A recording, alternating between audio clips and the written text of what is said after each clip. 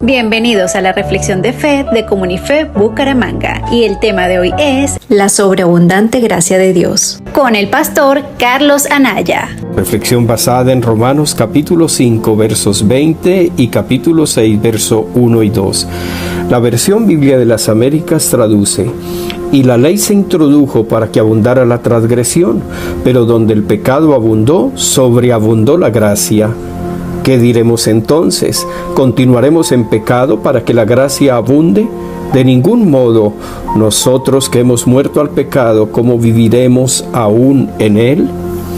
El apóstol Pablo predicaba el evangelio de la gracia de Dios de manera tan radical que fue malentendido y acusado falsamente de decirle a la gente que pecara más para que la gracia de Dios abundara. Y por supuesto, Pablo nunca lo enseñó, como tampoco nadie que entienda la verdadera gracia de Dios lo diría. El pecado es malo y conduce a consecuencias destructivas. Ahora, notemos en la escritura que hemos leído hoy qué es lo que realmente hace que el pecado aumente. El apóstol Pablo afirma claramente que la ley se introdujo para que abundara el pecado. Y lo que esto significa es que mientras más se predica de la ley, más abundará el pecado. ¿Por qué? Porque la palabra de Dios dice claramente en 1 Corintios 15:56 que el poder del pecado es la ley. Por lo tanto, cuando queremos contrarrestar el pecado predicando más de la ley, es decir, más de lo que se debe hacer y no hacer, realmente estamos agregando más leña al fuego. La declaración donde el pecado abundó, sobreabundó la gracia, nos revela claramente que el pecado no tiene el poder de detener el fluir de la gracia de Dios, porque ésta es mayor. Pero contrariamente, la gracia de Dios sí tiene el poder de detener el pecado. Esta escritura nos dice además que cuando hay pecado, cuando se falla el blanco, la definición de pecado, es en ese momento cuando podemos encontrarnos con una sobreabundante manifestación de la gracia de Dios, de su favor inmerecido, y es ello lo que nos empoderará para la victoria sobre todo pecado. Contrariamente al pensamiento religioso tradicional, la gracia de Dios no te abandonará cuando fallas al blanco. Y es de gran fortaleza y consuelo saber que su gracia no nos deja, nunca nos dejará, que esa manifestación de favor no merecido, de bondad divina, es la que nos lleva al arrepentimiento y nos empodera para vivir la clase de vida que agrada a Dios.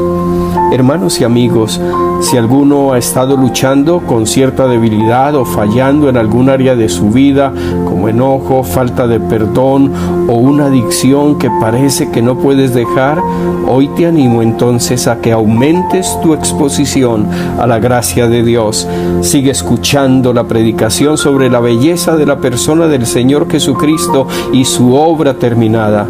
Mantente meditando en su amor y lo que Él ha logrado para ti en la cruz, porque la gracia de Dios es el único poder que puede detener el pecado en tu vida.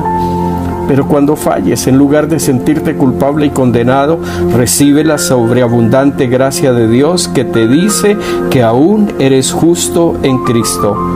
Es su gracia abundante la que te rescatará de ese pecado. Aquellos que se abaten entre la culpa y la condenación son los que no tienen la capacidad de vencer sus pecados. ¿Por qué? Porque si creen que la gracia de Dios se ha ido, ¿qué esperanza pueden entonces tener?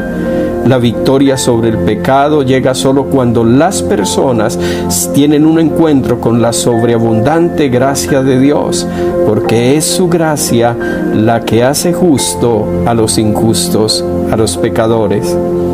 Así que entonces esto te dice finalmente el Espíritu Santo hoy. No dejes de lado esta poderosa revelación. Esta es la esencia del Evangelio del Señor Jesucristo.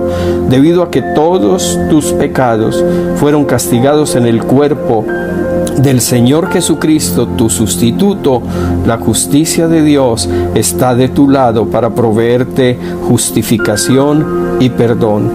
Y es por eso que incluso cuando fallas, la gracia de Dios sobreabundará y se tragará tu falta que ya fue pagada en la cruz del Calvario.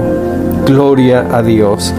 Que abracen esta revelación, que avancen en sus vidas victoriosos y que puedan compartir el Evangelio del Señor Jesucristo. Es el poder de Dios para la salvación de los que creen. Bendiciones.